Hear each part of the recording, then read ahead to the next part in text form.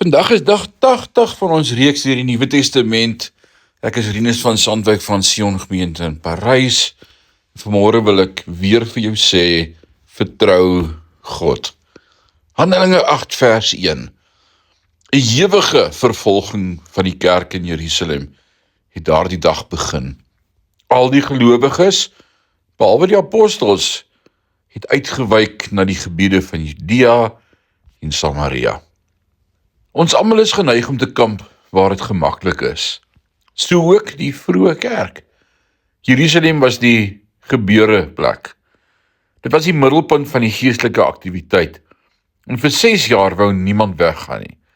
Dit het vervolging gekos om die gelowiges aan die beweeg te kry om hulle na Judea en Samaria te vertrooi.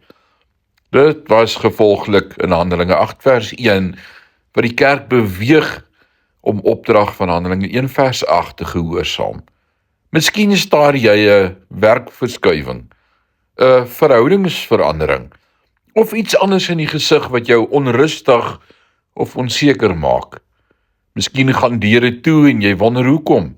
Alhoewel dit wonderlik sou wees as ons almal so geestelik sensitief was dat ons die aansporing van die Here sou voel en onmiddellik sou reageer, en die meeste van ons nie daardie soort sensitiwiteit nie.